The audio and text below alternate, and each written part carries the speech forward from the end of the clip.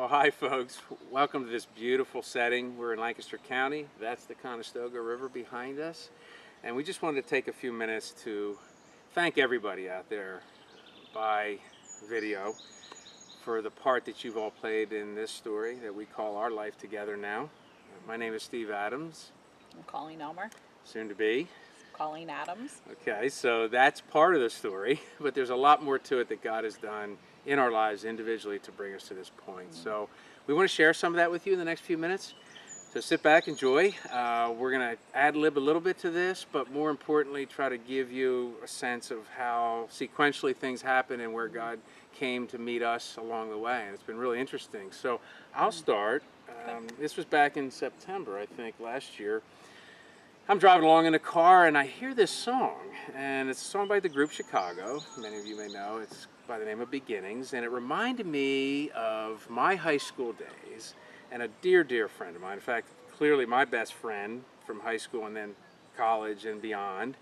And I hadn't talked to him in years, so I thought of Bob and pick up the phone because I knew there was a lot of distance in time between us that I would absolutely love to connect to him. I hadn't even talked to him in probably 3 years. So here he was on the other end of the line, and we had a chance to catch up and talk, and it was such a blessing because then from that I found out that you were at Water Street, and we had actually talked in years and years and years. I met you back 20-some years ago. So wanting to get reconnected with you, but then him, in a way that we could just reunite our friendship and try to go forward. So it was odd because he didn't sound great. Yeah. I know that Bob had struggled over the years and been ill, but I didn't know how ill, and had a chance to just talk with him. It was such a great time. I know God brought it about. Just didn't expect it, but it gave me that chance, and it was like we never missed a beat. It was like we were together for all those years, and was planning again to reconnect, get together, and it wasn't 2 weeks later I got a phone call and he was gone. He had died, and I was shocked in some ways, happy in others, because I knew he knew the Lord. I didn't know the journey that he had walked and you had walked with him during that time, but it really had a significant impact on me. And then of course, we met again at his memorial service. And man, it was the coolest thing, because when I did see you, I felt like even just for a couple minutes when we had a chance to talk, that God spoke clearly to my heart. Stay in touch.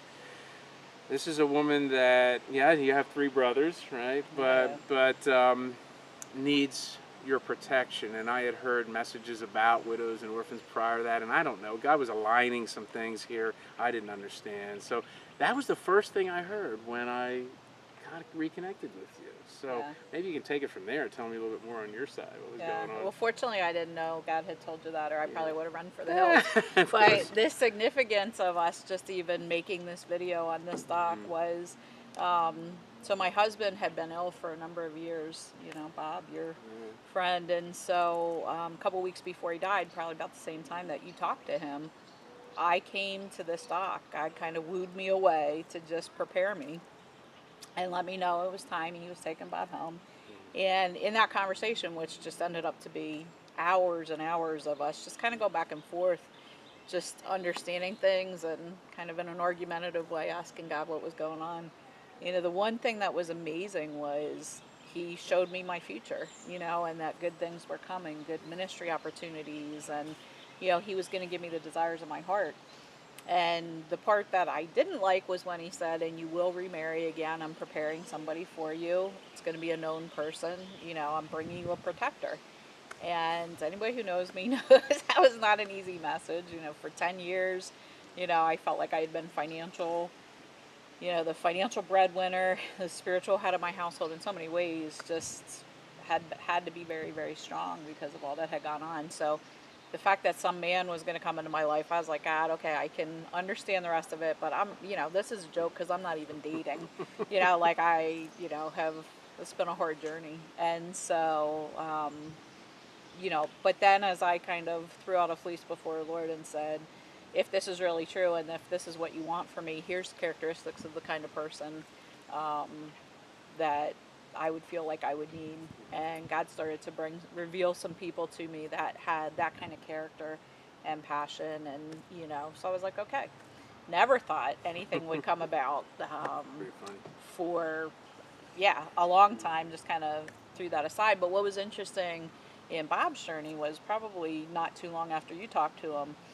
He had really walked away from the Lord for a long time, and through his illness, and when he finally accepted that he was dying, came back to the Lord in a major way.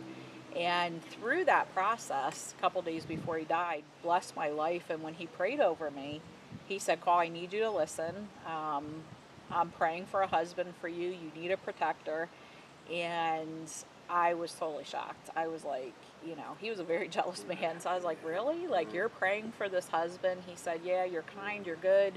You need somebody to watch out for you. And that was always my job. And so I'm praying for someone. Don't be afraid. It's going to be somebody you know. And kind of, he prayed over me. And again, at that period of time, it was like, put that out of, put that aside.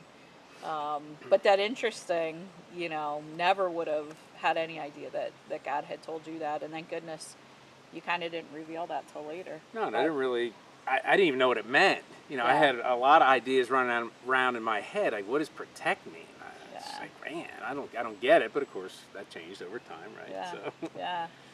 Yeah. So I loved that that you were persistent, because I remember when you had faithfully texted and emailed to see, if we could just connect and you could tour Water Street and just check in with me to make sure I was doing okay. You were a total gentleman, total genuine, and I was kind of like, wow, I'm not sure that I'm interested in being with anyone who has not walked this journey with me, because it was like, how do you even bring somebody up to speed with all the years? I had lost 3 other people in that 6-week period that were really significant. It just felt like a very overwhelming time. But I remember December 2nd, we finally did it. We finally got a chance. And I came down to Water Street and you took me around. It was kind of an interesting time because I don't think either one of us really had a clue. But and so leading up to that, there had been many years where I was alone. I wasn't sure, divorced also last year. And so there was this sort of separation from 2 people in each one of our lives that were majorly significant and a long period of time for me and you, both of us. And we didn't, as you, I had no real inclination that I'd be dating or anything like that. But I did know this. I did know that I would not be alone for the rest of my life. And I just, what would that mean, though? That was probably the biggest question mark, and not really pursuing that, just trying to understand it. And then this happened. And so what was your idea, your perspective when I came around at Water Street? I mean, we just kind of started walking, and I remember that. I had a crazy, just from remembering you from years ago, I remember you were a very successful businessman, and I kind of thought you were arrogant back in the day. It probably when was. you came to visit Bob. Bob and I weren't even married at the time, and so I still had this stereotype of you, and was like, all right, well, I'll kind of get through this, and maybe you need to grieve, and that's fine, let's walk through this. And it was interesting, 5 minutes into the tour, when God just really spoke to my heart about who you were and how humble you were, and he used words like blameless, and I was like, wow. I remember in my head just repenting really quick for the judgments that I had made against you. And I remember as we toured, and then even as we went to dinner and talked for 6 hours and didn't order for the first 2, and could have probably pulled an all-nighter talking just as friends. Like, it wasn't anything, but it just kind of radically changed, as God kind of showed me who you were. And I thought, wow, it's kind of cool. Like, we can be friends, and you're a good guy, and I get why you were Bob's best friends, for those years. And it's funny because I remember him talking about you, and of course I only briefly met you too, a couple decades ago, and there were aspects of that conversation I recall over the years, even though we didn't talk a lot, of just how different and special, and in terms of how you walk with the Lord, and of course that was immediately obvious to me. First of all, for anyone to be able to work day in and day out with people who don't have a home, probably most folks look at as the lowest in society that we live in, and yet they're folks that God loves as much as he does us, and you to walk that out every day, that had to be special. I didn't even know you were there. But once I was very, very quickly too, I could see the love, what you had in you, what God had invested in you over all those years was so obvious. And of course, later when people confirmed that over and over again, as I got to know you better and better, it was it was totally immediately, in many ways, obvious, more so than even I thought. And I just have loved watching you walk and getting to know you even more, looking into those eyes and really seeing deeply into your soul and who God made you to be. It's just what love looks like right here. And who and how you love others is beyond measure. And of course, you being the intercessor that you are too, not really knowing that immediately, that was incredibly important to me, knowing that whatever or whoever I walked life with just had to be not only a soulmate, but someone that spiritually was connected at a deeper level. And I think we learned pretty early on that was the two of us, but we didn't know that up front.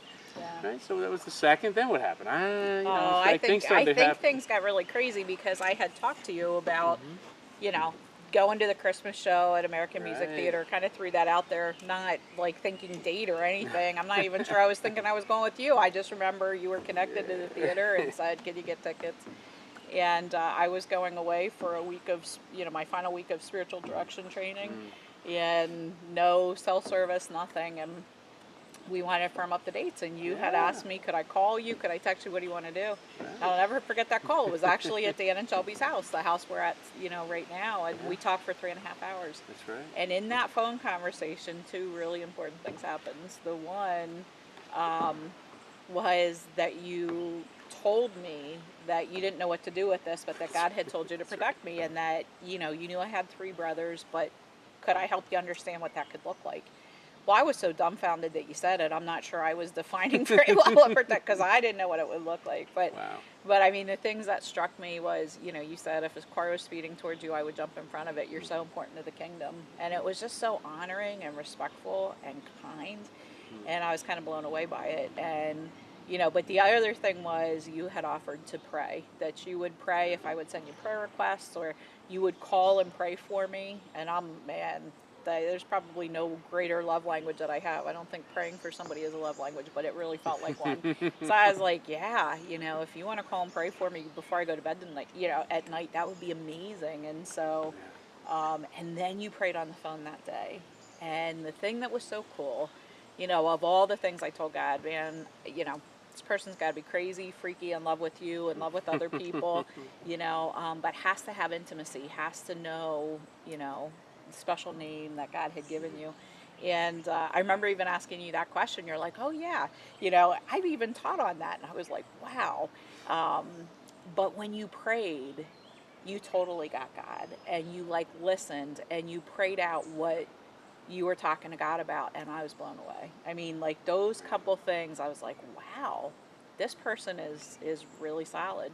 Still not thinking romantically. I mean, I wasn't thinking romantically at all about anybody, but I just remember going, wow, you're a unique and special person. And so then we set the date, and we weren't supposed to talk at Spiritual Direction, but thank goodness for Voxer that goes over Wi-Fi. You were able to Vox prayers every night, and I would get these prayers, and I was like, this is unbelievable to have somebody Vox these prayers. And then the night we were supposed to be in silence up in the mountains, you and I boxed back and forth for 2.5 hours. Yeah, somebody might be seeing this right now that shouldn't, but that's okay. Yeah, that's okay. I got my certification. They can't take it back. At any rate. That's good. I just remember going to bed there to sleep that night and waking up at 2 o'clock in the morning, and Bob and you and God were standing in heaven, and Bob took my wedding rings off, put my hand in yours, and said, this is the man I told you about. This is the protector. And totally 100% freaking out. And so 6 in the morning, so I could go get some girlfriends up and see if they were willing to break silence. So not only did I break silence, but I got half of the community to do it, to pray with me. But just to go, what in the world is this? It's too soon. My husband just died. What is going on? This is just so confusing. And the Lord confirmed at that time, which I think he needed to for me, to walk this out. He confirmed not only was he the man you brought to protect me, but he was the man he brought. You were going to be my husband at some point. And it, as soon as God revealed that, it was like, wow. And I remember coming back going, I still have a couple questions, what is this going to look like? But I was totally at peace. And it was crazy how our relationship took Oh, off. it's just accelerated, and in that period of time too, we're asking questions. I think I remember us saying, "Well, is this a bit confusing?" But I'm asking some of those things, same things on my end, and so just again to sing God's praises, okay, through you, knowing your gift, and that you do understand your identity in the Lord, and it may look like to some people this leader, strong leader, at Water Street you are, but what I've come to know is watcher on the wall, the real gift that you have in watching and waiting and discerning and praying and knowing what God calls you to in those intercessory prayer moments, that you hear from him differently than anybody I've ever met, and I've been around a long time and a believer since I was a little guy. That just blew me away. So then, of course, you didn't tell me you heard those things, because I probably would have. You would have run away. Yeah, that would have been your exit point. Yeah, I would have. But at the same time, I'm praying and hearing things individually, and my prayers were like, "Oh, show me the angel Lord with a name that says yes or no and all this stuff." Right? It was sword up, yes, sword down, no. But he told me differently in different ways, and so over time, this just got confirmed in a whole different way, and so. Here we are, right? We've come to this place, and after the first date, there were many, many things and opportunities we had to minister together, and that was questions that you had and I had, like what would it look like for us to work in ministry together, which we absolutely know God's called us to in some way. Had that confirmed many times over since by other people and him. I mean, just yesterday you shared some things that the Lord showed you, and I think there's just a really cool story about to unfold. But the beginnings were, wow, just, I don't know, it blew me away. Who'd have thought? Here we are, 7 months later almost, when we're going to be married, from the time we first sat down together and talked, is crazy. I mean, I remember just the night that I asked you to marry me. I still was not sure in some ways of the timing. I think I was sure of the thing. And I just asked God to show me through someone, because he spoke to me in many, many different ways over my life, and in some cases through other people. And then you come that evening and... Well, God had put it on my heart. You had asked me to pray for a variety of things for you, and including the timing for us. And that morning God put it on my heart to tell you I wanted to be your wife and I was ready to be your wife. I kind of thought I had told you that before. I mean, but apparently I hadn't quite in that way. And so that evening, it just was funny. God kept prompting me. I really didn't want to do it, honestly. I was like, man, why do I got to put everything out there? I was kind of like, God, really? And it was just like, tell him. I'll never forget, you looked over and said, are you hearing anything from the Lord? Are you kidding? And I said to you, are you hearing anything? Well, not really. I'm like, okay, well, let me just tell you this. And then it was like I said it. You closed your eyes for a minute and you asked me to marry you. And I was not trying to prompt a response like that or anything, so I was totally shocked. Well, I knew. I mean, at that moment, that's what I had prayed, and he used you. That's even better than anyone else, right? To hear from you something I never expected. It was, this is it. Time to pop the question, as they say. And I'm really thankful that you said yes, by the way. Oh, man. Well, come on. The coolest thing I think about our relationship is how God has used you in my life. To just restore broken areas, things with my family, to come in and have my family love you, welcome you, receive you. More importantly, to have you crazy about them. I mean, it is the coolest thing. And so to see, and then even, my greatest heartache in my life, my greatest heartbreak was a person named Steve, and even how God used your safety and just who you are, your commitments to honoring women, to restore so much of that. I just am blown away. And I know so many days I would just drive along going, Lord, this is unbelievable. Why would I ever deserve this? And over again, he would show me the times that were so difficult, when I wanted to walk away from my marriage, probably had biblical grounds to walk away from my marriage at times. And I would say, Lord, can I go? And he would say, no, you got to stay, and here's what love looks like, and you're going to walk back in and you're going to love this person back to me.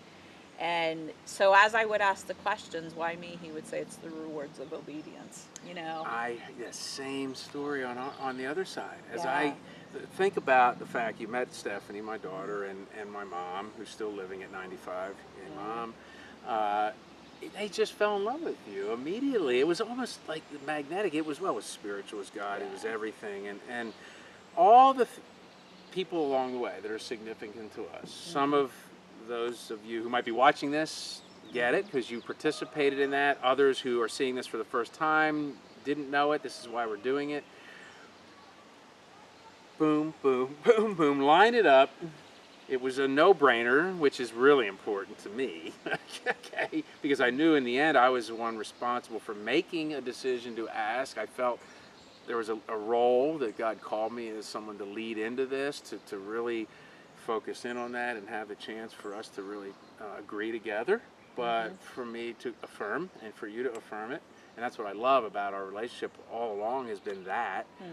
So yeah, I think in the way things have played out, it has been absolutely amazing. Our story, the people around us who've affirmed it, you folks who are getting a chance to hear about this, maybe some of you for the first time.